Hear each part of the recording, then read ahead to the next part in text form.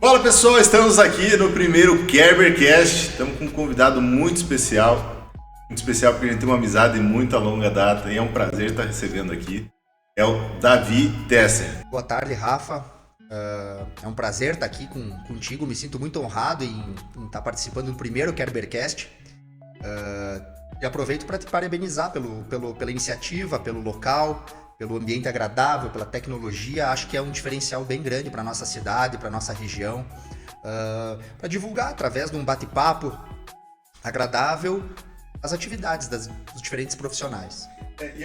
A ideia, o objetivo é esse, trazer, como que acontece, como é o serviço prestado, o que tem de novidade nos prestadores de serviços, produtos novos. Essa ideia é trazer essa comunicação interna, que às vezes tem uma dificuldade de trazer para o público, trazer nesse formato aí de podcast que está em alta, que eu acho que Concórdia também estava precisando, né?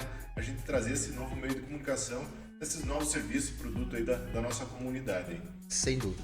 Então, Davi, queria saber como que foi a história da Clínica Tesser e como que vocês construíram essa história. Eu acho que 40 anos de idade já estão na atividade? Exatamente. Rafa, então, nesse ano de 2024, a clínica completa 40 anos de existência em Concórdia, né?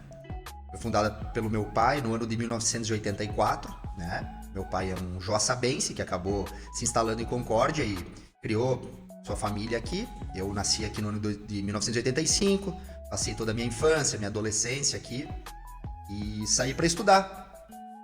Fiz minha faculdade na cidade de Joinville. No ano de 2008 eu me formei. Depois desse período fui fazer minha residência em otorrinolaringologia em Porto Alegre, no Hospital da PUC. E no ano de 2013 eu regressei aqui para minha cidade natal e juntos a gente deu continuidade, ampliamos a nossa clínica, criamos uma clínica multidisciplinar, mais completa, que era o sonho do meu pai. E estamos aí agora, já retornei fazem 10 anos e está sempre tentando melhorar cada dia mais nosso processo de trabalho, de conhecimento, é uma coisa bem importante. E essa paixão assim por otorrino, medicina, veio do teu avô ou começou com teu pai? Rafa, eu te confesso que eu até os 17 anos, até as vésperas do vestibular, eu não sabia muito o que eu queria da minha vida, mas eu sempre tive uma afinidade maior pelas ciências biológicas, por biologia, química. Eu não sempre me dei muito mal com números. Sim. Então, por eu ter o meu pai trabalhando nessa área, por eu ter uma família, já minha mãe é fisioterapeuta, pessoas que trabalham na área da saúde, isso me influenciou bastante. E a otorrinolaringologia, ela surgiu nesse processo por uma influência do meu pai e principalmente por ser uma especialidade muito dinâmica, né? Eu posso atender pacientes de todas as idades, de recém-nascido, idosos, jovens, e é uma especialidade dinâmica do ponto de vista que eu posso fazer cirurgia, eu posso clinicar, então é uma coisa assim, de certa forma que ela não é monótona, né? É uma coisa que eu sempre busquei. E uma coisa também que eu imagino assim, o otorrino ele mexe com a pessoa, com a vaidade estética, né? Também. Mexe com saúde, então deve gerar um certo prazer, né? O serviço por você estar mudando a vida das pessoas, né? Sem dúvida, sem dúvida. A gente sempre busca uma satisfação completa do nosso paciente, né? E então como eu estava te falando, hoje a otorrinolaringologia, ela com o passar dos anos, o leque dentro da especialidade, ela abriu muito, né? Então hoje a gente lida com a rinoplastia, que é a parte estética, a gente lida com ronco, com apneia, com tontura, com doenças do ouvido, do nariz, da garganta, com surdez, com implante coclear, por exemplo, que você recuperar a audição de um paciente completamente surdo. Uhum. Então, tudo isso aí é a tecnologia envolvida e a gama de procedimentos e novos conhecimentos vem aumentando muito, assim, de uma forma bem intensa. E essa tecnologia parece que evoluiu muito, né, nos últimos anos. Antigamente, o otorrino era dor de ouvido, adenoide também, exatamente. Né? Eu operei adenoide. Exatamente. Os otorrinos mais antigos, 40 anos atrás, eles eram cirurgiões que basicamente tiravam as amígdalas e adenoide. E alguns, com o passar dos anos, teve o período das cirurgias de ouvido, né? As cirurgias otológicas, né? Antigamente existiam muitas doenças de ouvido Então, meu pai pegou essa época, nos anos 80, anos 70, que se formaram muitos otologistas, cirurgiões especialistas em ouvido, que operavam ouvido, que é algo muito complexo. E hoje evoluiu drasticamente, né? Hoje eu vejo lá a clínica lá, tanto de serviço que tem e a tendência, né, cada vez mais, e ficar cada vez mais nichado, né? O mercado cada vez mais nichado. Tem especialista em rinoplastia, especialista em adenoide infantil. Sem dúvida. A partir do momento que esse leque se abriu, te confesso, Rafa, que é impossível alguém ser bom em tudo, muito bom em tudo. É muito difícil, mesmo dentro de uma área só, que é a otorrinolaringologia. Então hoje a minha área de atuação é a otorrinolaringologia geral, né? Mas o meu foco mesmo é a cirurgia de nariz, tanto funcional quanto estética. É algo que eu venho me dedicando muito nos últimos 5 anos, 6 anos. E a própria cirurgia, a rinoplastia, também teve uma evolução muito grande nos últimos 10 anos. Algo assim, foi muito nítido para todos os cirurgiões, né? Novas técnicas, novas tecnologias. Então, eu acabei pegando essa onda e estou me dedicando cada vez mais. Entendi. E nessa área assim de otorrino, tu já escolhe na residência essa especialidade ou tu é depois da residência? Geralmente, o residente ele acaba se inclinando para uma área específica e acaba acompanhando mais, operando mais determinadas coisas. No meu serviço de residência, na minha formação, eu tive um serviço, acredito, muito completo. Assim, eu gostava um pouco de tudo e acabei aprendendo e me interessando e operando um pouquinho de tudo. Então, isso foi uma coisa que me fez muito, muito bem, assim, inclusive a rinoplastia. Entendi. E Davi, eu lembro que tu viajou para Capadócia, né? Na Turquia, né? Sim. Especialização no lá. ano de 2022. No ano de 2022, eu tive a oportunidade de passar alguns dias na Turquia, né, na cidade de Istambul, acompanhando um cirurgião famoso, Dr. Emre Ilhan. E foram 15 dias que eu fiquei acompanhando ele em cirurgias, auxiliei ele em algumas cirurgias. Foi uma coisa bem bacana, assim, uma experiência de vida para mim e de aprendizado. Foi muito importante, né? E lá tu pega, é mão na massa mesmo, tu pega... Ali geralmente são estágios observacionais. Você só observa. Entendi. E pode auxiliar, em algumas situações você auxilia o cirurgião, mas principalmente observação e aprender novas técnicas, uma maneira de operar um pouquinho diferente e tal, que pra gente é o que interessa hoje em dia, né, Rafa? A gente já tem uma certa experiência, uma certa vivência com cirurgia, então o interessante mesmo é você olhar e pegar aquela, a gente chama do pulo do gato, né? E o Brasilzão tá muito atrasado ou tá, como é que tá nessa... Pois mundial, né, em relação a isso? Pois é, Rafa, então assim, o Brasil tava muito atrasado. Há uns anos atrás, uns 15 anos atrás, o Brasil estava muito atrasado em relação a alguns lugares do mundo, a Turquia principalmente, que é um lugar que se opera muito nariz, pela própria característica da população, pelo próprio perfil, né? Mas o Brasil, ele recuperou um pouco esse tempo. Hoje a gente tem cirurgiões excelentes em todas as cidades quase, cirurgiões que buscaram se aperfeiçoar, que estão se dedicando, e temos cirurgiões aí em São Paulo, Curitiba, Rio de Janeiro, Porto Alegre, enfim, que dão aula no mundo inteiro já hoje em dia. Então, assim, o Brasil, ele estava um pouquinho atrasado e conseguiu buscar esse atraso. Entendi. Na Alemanha, né, tu também fez uma especialização? Rafa, então, no ano de 2023, ano passado, tive a oportunidade de ficar um mês na cidade de Stuttgart, em um hospital que se chama Marien Hospital. Na mesma forma, acompanhando um serviço de cirurgia nasal, porém na Alemanha o perfil era um pouquinho diferente dos pacientes. Ali é um lugar que se fazia muita reconstrução de nariz, né? Narizes que já tinham sido mutilados, às vezes por algum tumor, às vezes por várias cirurgias sem sucesso, enfim. Então era um perfil de cirurgia bem reconstrutiva, assim, você pegar um nariz destruído e remontar ele. Foi uma coisa bem bacana, foi uma experiência muito boa. E esse serviço ele tem uma história aí de mais de 80 anos, que começou na época da Segunda Guerra, né? Uhum. Alguns militares alemães, quando eles eram mutilados, principalmente traumas de face, de explosões, enfim. Nesse hospital se fazia muito essas reconstruções, então já é um... Desde a guerra, Desde a Segunda Guerra, então já era um serviço tradicional. Então foi uma coisa bem bacana para mim. Óbvio que tinha uma finalidade estética, mas era uma finalidade muito de reconstrução.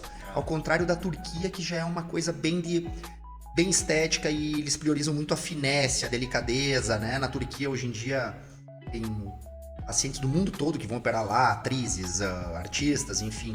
Uhum. É um perfil de paciente um pouquinho diferente. Não, legal. E trazer essa experiência de fora,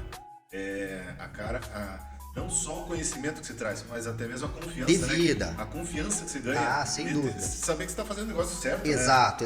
Esse sentimento de saber que você está no caminho certo é bem prazeroso, e é uma experiência de vida, né? Essa é coisa que você nunca esquece, que você faz amizade, você convive com pessoas, outras culturas, e é bacana ver que o Brasil tem um respeito aí do mundo todo, e o pessoal reconhece bastante. A medicina brasileira, ela é uma medicina de ponta, né? Otorrinolaringologia principalmente, que é a minha área, que eu lido já há mais de 10 anos, então isso é uma coisa que deixa a gente bastante contente.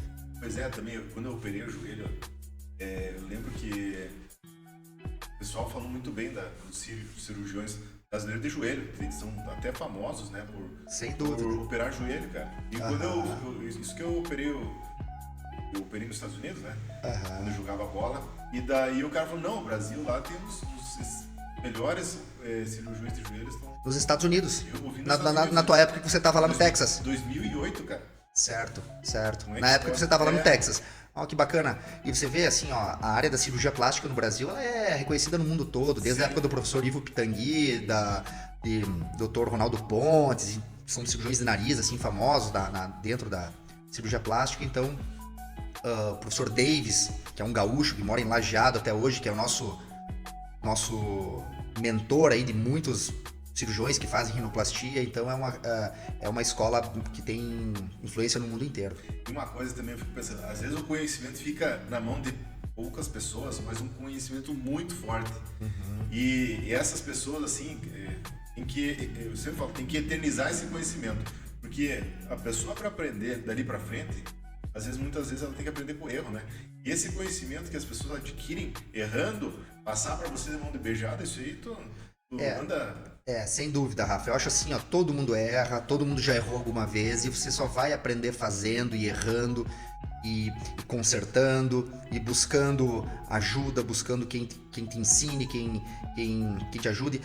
Mas eu te confesso que hoje a informação ela tá muito mais dissipada, muito mais divulgada, né? Hoje em dia com a tecnologia, após a pandemia, aulas online, novas plataformas como o Zoom, por exemplo. Sim. Então o conhecimento, assim, só não busca quem não quer, né? E me diga mais uma coisa assim, essa área da estética, todo nariz dá pra operar? Como que funciona assim? A pessoa fala que tem um desvio de septo para justificar ali uma... Rafa, assim, ó, na verdade, se você for ver, assim, não existe um nariz perfeito, né? Sim. Todo mundo, ao se olhar o seu nariz, vai identificar alguma coisa que gostaria de melhorar. Às vezes nem que seja 5%, mas óbvio que nesses casos não se indica cirurgia, Sim. né?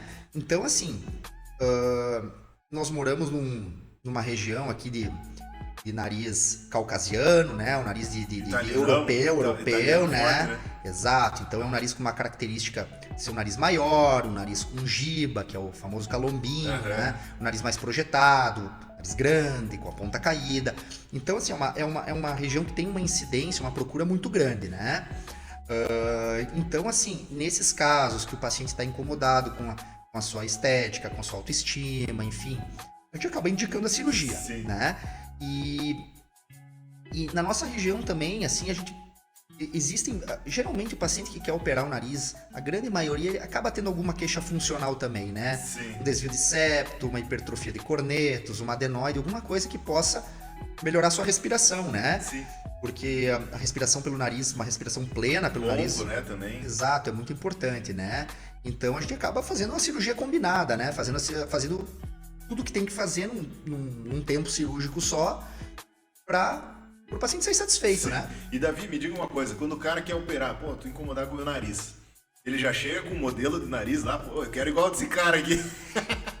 Tu sabe, Rafa, que antigamente sim, eu peguei uma época que algumas pacientes chegavam já com modelo de nariz e tal, mas eu acho que hoje o pessoal já deixou um pouquinho isso de lado, porque eles já sabem, já tá bem esclarecido que assim, ó, cada nariz, cada pessoa é uma pessoa, você jamais vai ter o nariz igual do fulano, igual do ciclano, então cada um tem um formato de rosto, uma espessura de pele, uma espessura de cartilagem, cada um vai ter uma cicatrização diferente. Então, hoje as pessoas elas chegam, elas às vezes até podem mostrar alguma foto, mas já me falam, ó, Davi, eu gostaria desse estilo, né? Nesse estilo, tá.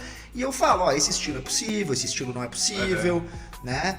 Hoje em dia a gente consegue, através de fotos, programas de computação, fazer uma simulação para o paciente ter uma ideia de tamanho, de formato e tal, para mostrar para o paciente realmente o que é possível, onde a gente consegue mais ou menos chegar, né, Rafa? Né? Exato, o paciente hoje em dia ele tem que ter uma noção do que espera ele, né?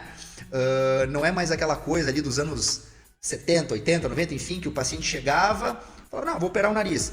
Pô, às vezes o cara poderia te deixar com o nariz igual do Michael Jackson, um nariz totalmente estigmatizado, com um monte de deformidade, respirando mal, enfim. Então os pacientes eles tinham muito, até hoje eles têm um pouco de medo, mas esse medo ele já está passando, assim, eu sinto que os pacientes estão criando uma confiança, principalmente em virtude das redes sociais ajudaram muito, né? A divulgação de fotos. Dá uma segurança também, né? Exato. Uma coisa, me diga, existe, por exemplo, métrica, assim, para padrão? Sem dúvida. Eu vi, tipo, micropigmentação, né? Que elas fazem todas as marcações, aqui faz um monte de contorno, vai ficar desse tamanho para seguir um padrão, né? Da estética do rosto. Sem dúvida, né? A gente tem algumas proporções na nossa face, algumas medidas que a gente acaba se baseando bastante nisso para definir um tamanho de nariz, um formato. Então, tudo isso aí é bem importante, tudo isso aí é avaliado, né? Sim. Então, pelo menos traz mais segurança, né? O cara vai lá, sabe mais ou menos como vai ficar e vai estar num padrão que é proporcional ao rosto, exato. Né? Hoje em dia a gente tenta fazer algo, Rafa, algo que fique bonito e que não pareça operado, né? Algo que seja delicado, uma mulher e mais com as curvaturas mais delicadas na mulher e mais masculinas no homem, né? Sim. E que não fica um nariz com estigmas de nariz operado, né? É o que todo mundo busca, e inclusive nós, cirurgiões, buscamos isso, né? E o homem, tem muito homem operando, o homem hoje tá mais vaidoso, já tá mais buscando isso aí? Muito. No último ano, assim, teve uma procura de homens, assim, na nossa clínica, a procura de homens aumentou em 100%, assim. Quanto por cento homem, quanto por cento mulher? Só para ter uma noção. Antigamente era 80-20, hoje já estamos aí nos 65-35, dá para dizer assim. Então aumentou bastante a procura de homens, e principalmente por causa dessa segurança. Essa segurança, desse medo do estigma que está sendo vencido, né? Então a procura aumentou bastante. E nós temos também, assim, muito casos de trauma em nariz de homem, né? Ah, sim. Apelido, o cara é bulinado na juventude. Não. Trauma de fratura. Ah, de fratura após um jogo de futebol, após uma luta de boxe, após um acidente. Isso é muito comum no homem, porque o homem se expõe mais, ele se aventura mais.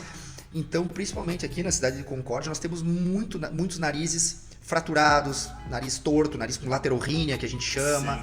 Que são narizes que merecem uma atenção e uma abordagem de uma rinoplastia um pouquinho mais agressiva, mas que deixa o nariz bacana naquele paciente, né? Sim, eu lembro meu primo é lutador, né? Sim. Ele vivia com o nariz quebrado. MMA? Daí ele teve que operar o nariz umas 2, 3 vezes, porque ele aplicava aquele soro, né? Com certeza. E daí sempre tava com rinite, e isso acho que soluciona esse problema. O lutador de MMA, ele sofre muita pancada, muito trauma no nariz, né? Você pode observar o nariz do Popó, o nariz do Vanderlei Silva, eles são narizes que têm muita deformidade, né? Sim. Por múltiplos traumas, por hematoma dentro do nariz, a cartilagem ela acaba se desfazendo, né? Ela acaba esquemiando, e então isso, o nariz fica completamente deformado, né? Em vários graus, enfim.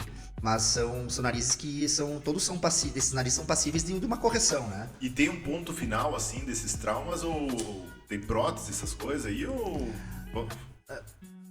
Na verdade, tem canal, assim, na verdade, Rafa, assim, todo nariz hoje em dia, com tecnologia, com conhecimento, todo nariz ele é passível de uma correção cirúrgica, né? Cirúrgica, né? Existem alguns narizes mutilados, por exemplo, um tumor enorme no nariz que foi feita uma rinectomia, foi amputado o nariz fora.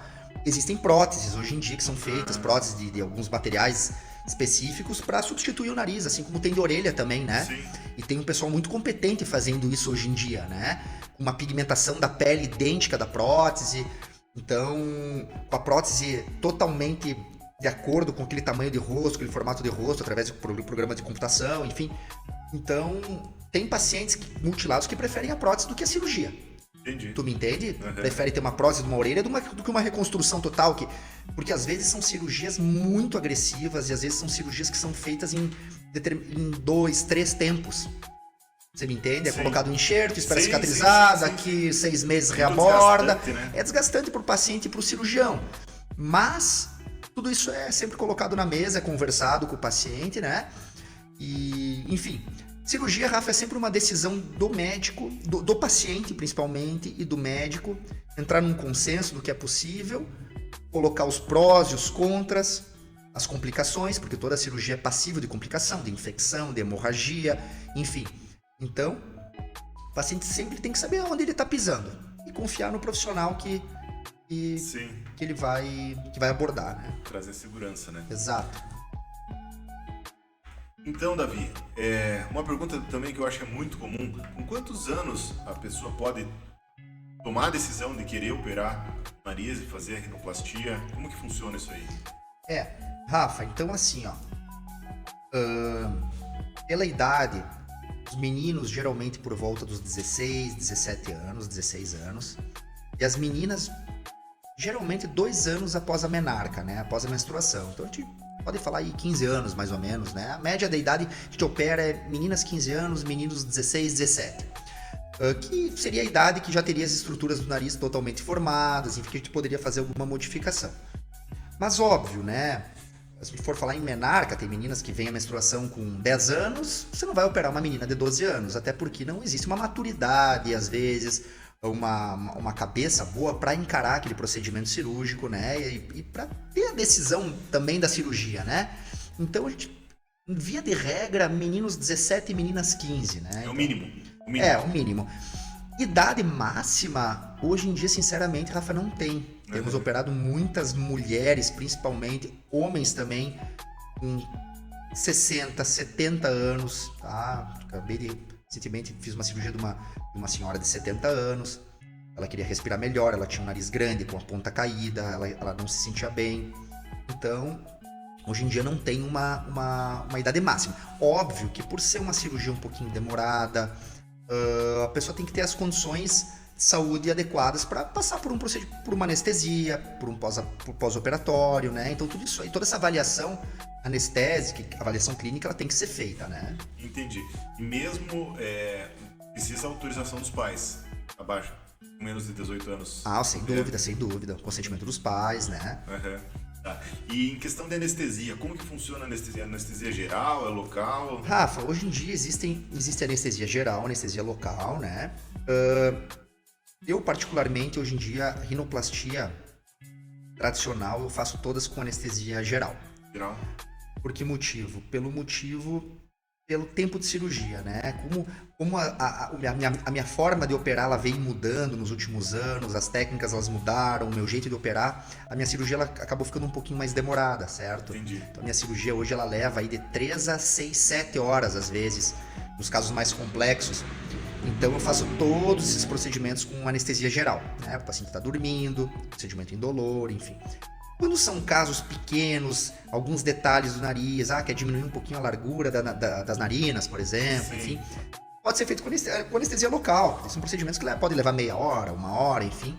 E o paciente pode fazer com anestesia local e sedação, né? O paciente pode estar dormindo e você fazer o procedimento, né? Mas geralmente quando são coisas menores. Tá, entendi.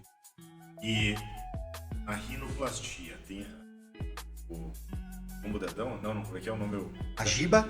A giba, pra baixo. E a largura, tem como Definir a largura do nariz? Tem. Tanto a largura da ponta como das asas do nariz, né? Isso tudo a gente consegue modificar, né?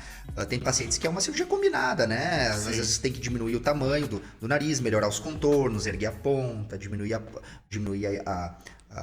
as asas. Então, tudo é possível de fazer no nariz, né? Tudo hoje em dia no nariz você pode trabalhar em tudo.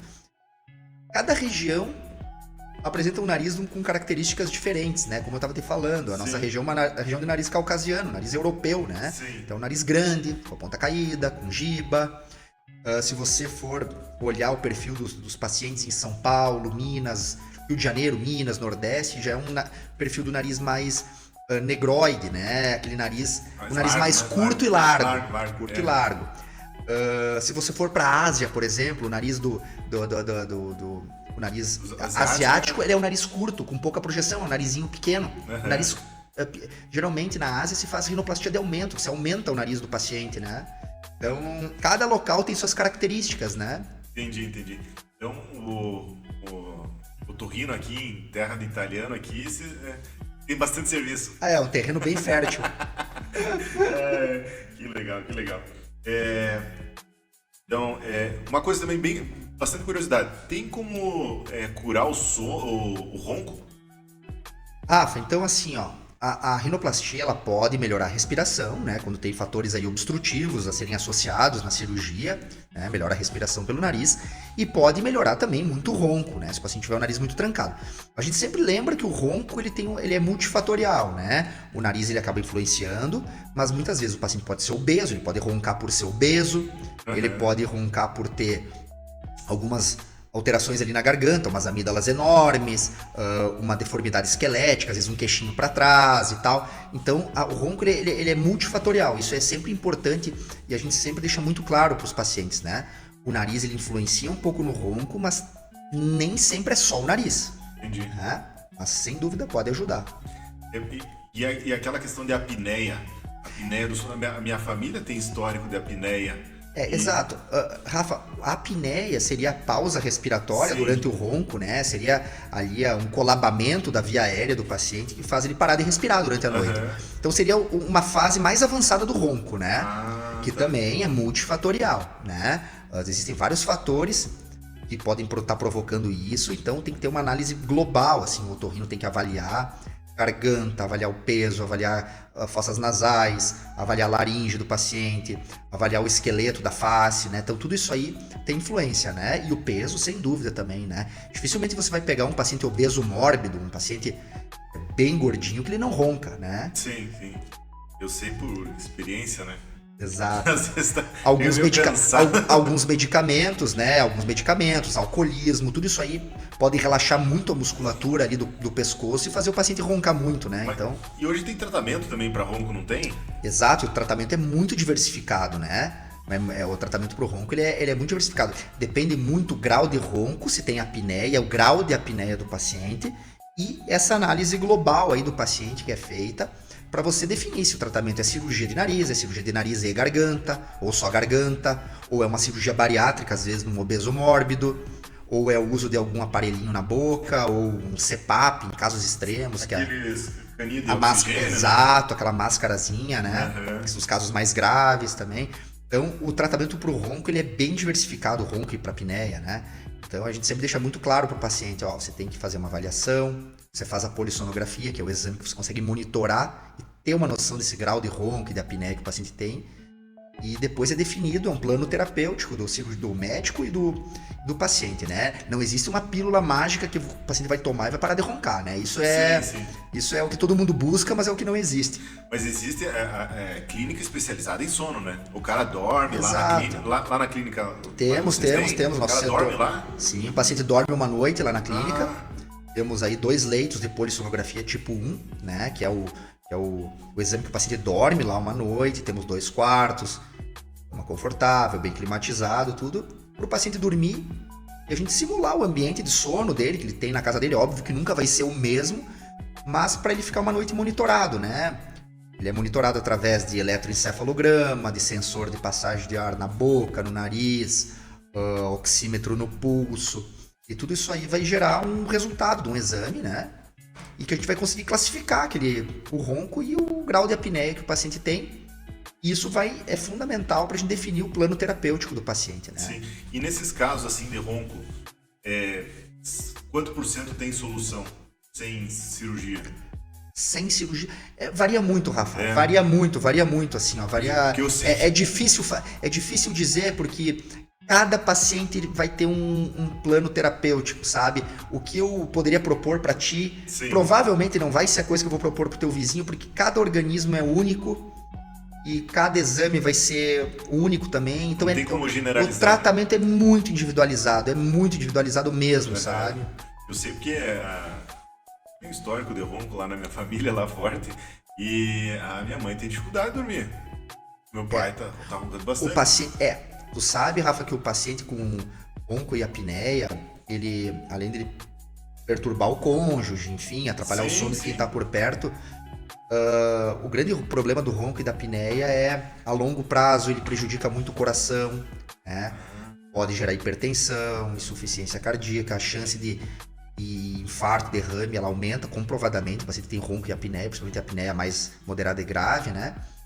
E a qualidade do sono fica muito ruim, né? O paciente ele briga uma noite toda para conseguir respirar adequadamente. Não descansa, né? Não descansa. O paciente acorda com muito sono, o paciente fica com uma sonolência diurna, ele procura cochilar, ele tem uma sensação que acordou mais cansado do que quando foi dormir, né? Esse é um relato que a gente observa bastante na clínica.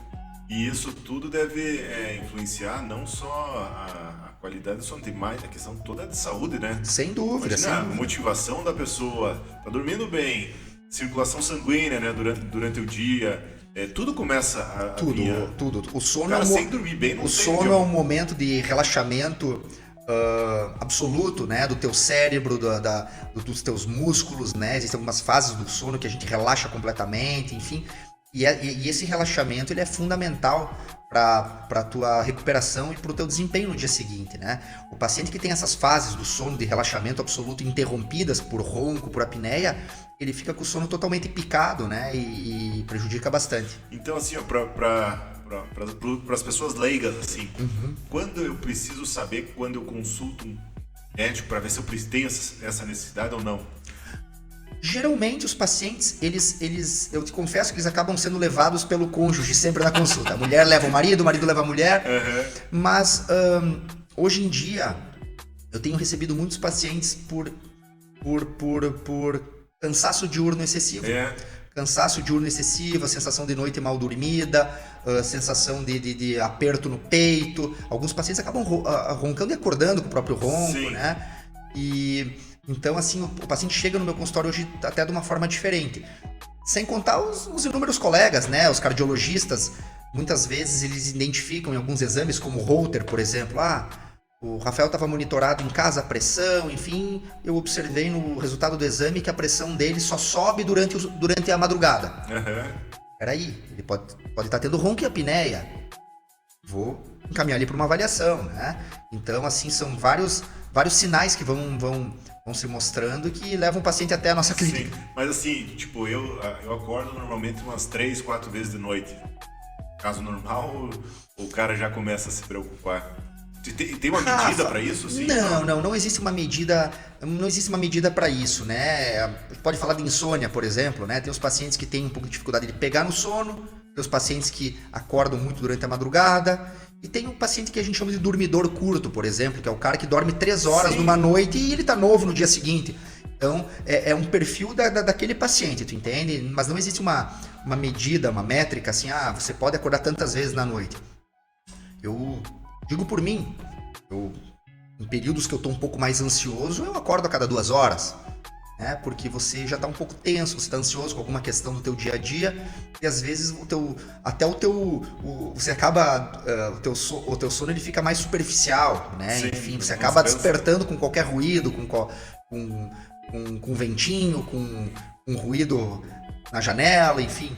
Mas o cara começa a se preocupar então quando está incomodando o cônjuge, daí é o caso já. Eu acho assim, eu acho que todo ronco tem que ser avaliado hoje em dia, né? Hoje em dia a gente tem aí, como a medicina evoluiu muito, a informação tá aí, a gente tá sempre tentando, né? Por exemplo, nós dois agora estamos com esse papo bate-papo aqui, descontraído, mas é uma forma de informar a população, Sim. né? Então eu acho que o paciente mesmo tem buscado mais a nossa clínica. Há uns anos atrás era mais o cônjuge que levava mesmo o paciente e falava, Davi, dá um jeito. Dá um jeito que senão tem que ir pra outra cama. Exato. Não, quantas casais que dormem em quarto diferente, né? Então, isso era o comum, né? Sim. Tá, mas eu acho que vamos encerrar por aqui. Esse aqui tá finalizando mais um podcast junto com o Davi Tesser. Aí eu tenho um enorme prazer ele tá sendo o primeiro aí, porque temos uma amizade aí de longos anos. E nós vamos estar deixando o contato dele aqui no vídeo. Quem tiver interesse em saber mais informações, segue o Instagram dele. E se você está curtindo o nosso podcast, inscreva-se no nosso canal. Cara, tive tanto prazer. Imaginei tantas vezes eu fazendo isso. Mas inscreva-se no nosso canal, curta, compartilha aí com quem faz sentido, quem está pensando em fazer uma cirurgia, quem está incomodado com o sono, tem alguma dúvida sobre otorrino, nariz. Então, tire as suas dúvidas, pergunte aqui também no nosso canal, que a gente vai estar encaminhando as perguntas aí pro Davi.